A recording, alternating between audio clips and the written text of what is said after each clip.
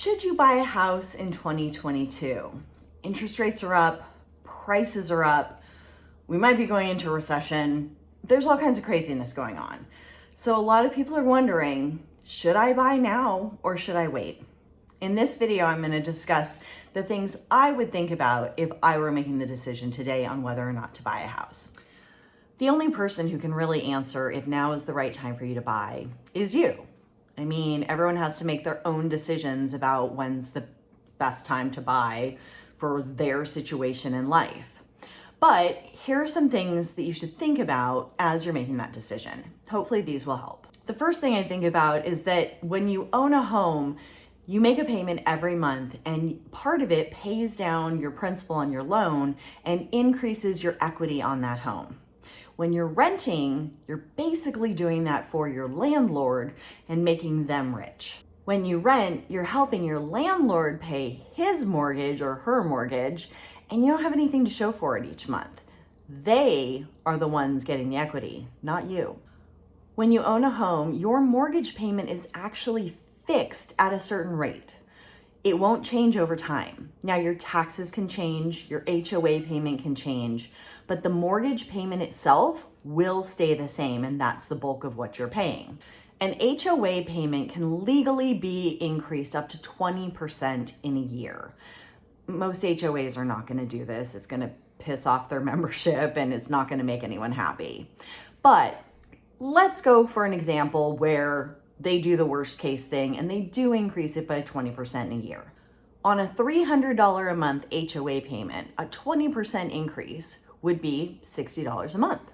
And by the way, this isn't the norm. I've worked with plenty of homeowners who have bought in communities where they hadn't increased the HOA payment in years, or, would increase it by some tiny amount like $25.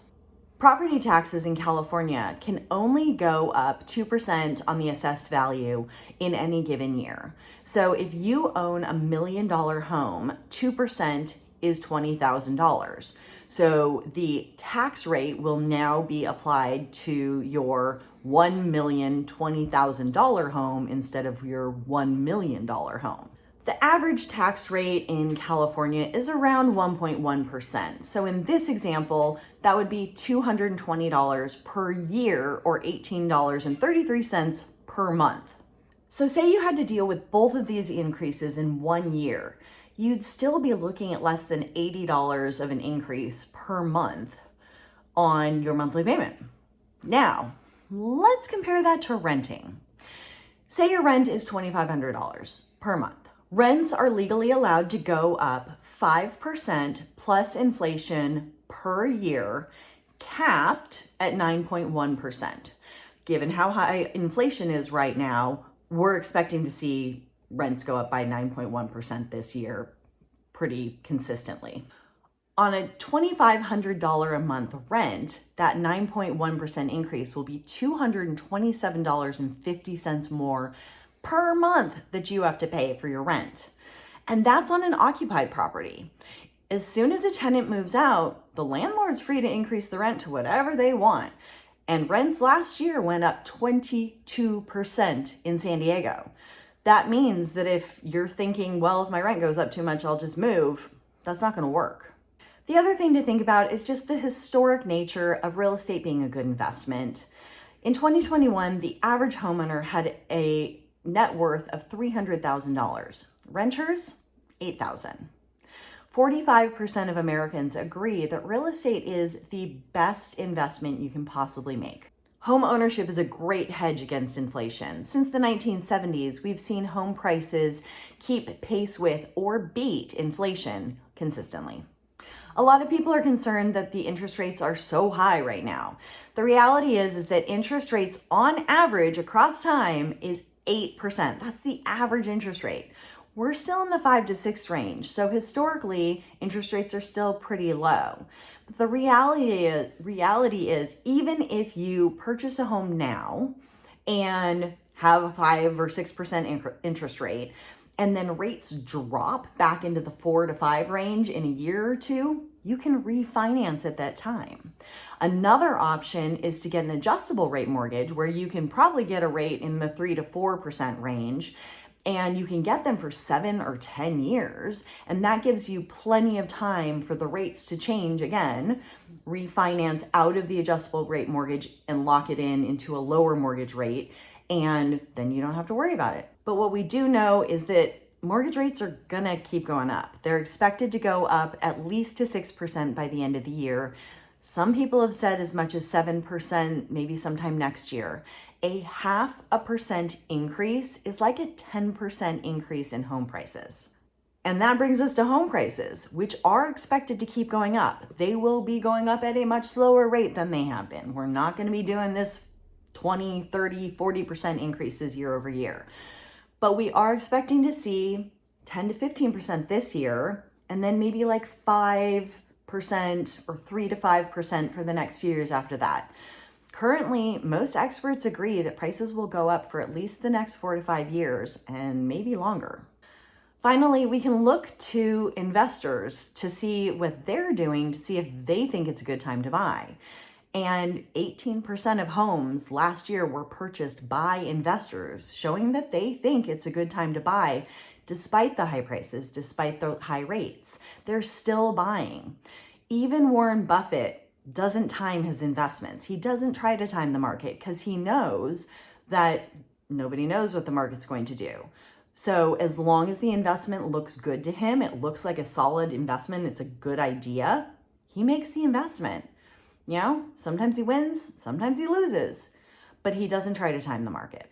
I feel like our society has gotten very focused on all these people who, you know, invest in real estate and make all this money really quick, or you don't want to get caught like losing money or whatever. But the reality is those people who are investing and making a ton of money, the ones you see on, you know, Instagram or wherever, they're also losing a lot of money on other things. The only way to make the money is to take that risk and to jump. You can sit on the sidelines and that way you won't have to worry about, you know, losing a lot of money, but you're also never going to make any money. As long as you're renting, your interest rate is 100%. So take the risk, buy the house, get out of renting, start increasing your net worth, and it's probably going to be a good bet. The questions I would ask myself if I was deciding to buy a home in 2022 are, why are you buying the house? If it's to live in, if you just need somewhere to live instead of paying rent, then it doesn't really matter what's going on. You can either pay your landlord rent and pay 100% interest, or you can buy a house and pay 5.5%, 6% interest and earn equity. If you keep renting, you will lose a lot of money because say your rent is $2,500 a month. That's $30,000 that you just spent and got nothing in return. Or you can buy something and start earning some equity. If you are specifically looking to buy for investment purposes, then just know what your exit strategy is. And by the way, one of those exit strategies could be to hold on to the property for 20 years because in 20 years, you're going to have made some money.